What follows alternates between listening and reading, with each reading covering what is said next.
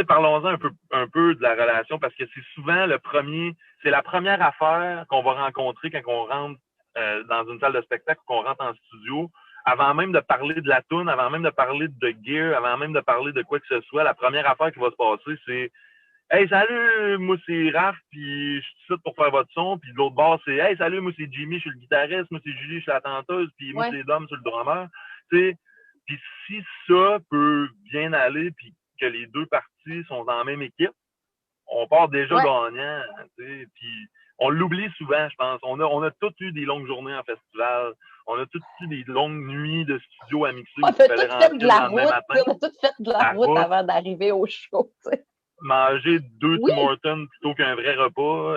Fait que tout ça, c'est des facteurs qui, à un moment donné, nous impactent personnellement. Puis au niveau mhm, relationnel, quand tu accumules ça, à un moment donné, c'est normal que tout le monde ait sa petite journée. Mais je pense que si tout le monde part avec l'idée qu'on travaille pour le même projet, que ce soit la tourne en studio, que ce soit le show live le soir, je pense que si tout le monde part dans une optique de on a envie d'un résultat de qualité les deux parties, je pense qu'on part en gagnant, tu sais, on peut pas se tromper.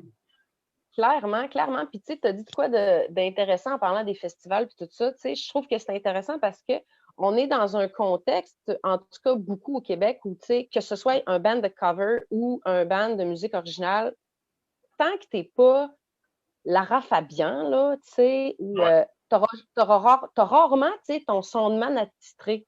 Puis Ouais. quand tu suis, tu sais, toi, tu as fait de la tournée, que tu as suivi un band pendant toute la tournée. À un moment donné, tu sais, tu fais comme un peu partie de la famille. Mais dans Ouais. le contexte où toi, tu es là, tu es sur un festival, puis là, tu fais toutes les bandes qui passent. Ou, tu sais, tu es un band de cover, tu arrives dans un bar, tu sais, pour Mm-hmm. venir faire un show en soirée.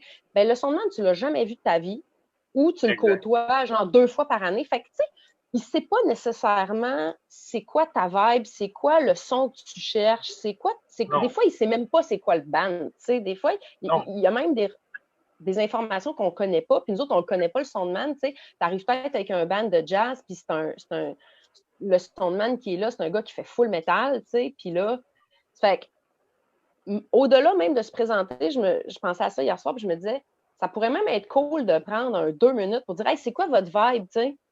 Mm-hmm. Tout à fait. Moi, écoute, pour avoir été son nom dans des festivals comme House Guy, comme gars du festival, mettons, autant qu'avoir été en festival avec des bandes qui débarquaient en tournée dans plein de pays, partout, je me suis toujours rendu compte que, tu sais, si tu arrives avec le couteau dans les dents en te disant que tu vas passer une journée de merde parce que t'as pas le kit de son que tu voulais ou t'as pas ci ou le band, quand tu reçois des bands que c'est pas le band que t'aimes puis oh non, il veut pas de reverb sur son vocal, ben moi je mets du reverb sur le vocal puis c'est ça la veille.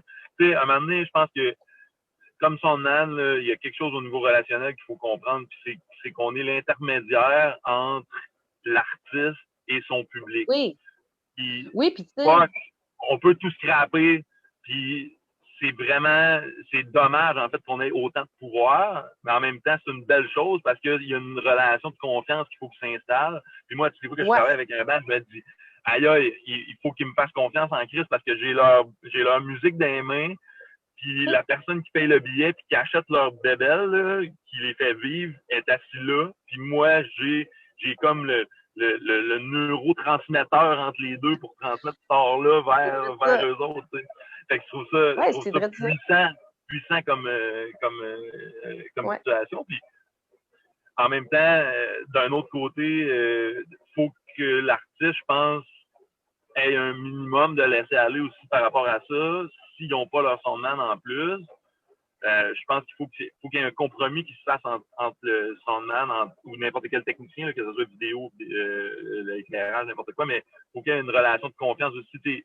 Le gars, il est là pour une raison, c'est qu'il a été engagé pour faire sa job, puis il va faire de son mieux, puis ça va arriver qu'on va en empoigner qui feront pas de leur mieux, puis comme nous autres de notre côté, ça va arriver qu'on pogne des bandes qui sont moins bons ou qui nous plaisent moins comme genre de musique, mais il faut donner le rendement le meilleur possible pour le projet, je pense. Puis en bout de ligne, ce qu'on veut comme Soundman, c'est que le monde nous dise hey, ça sonnait bien le show.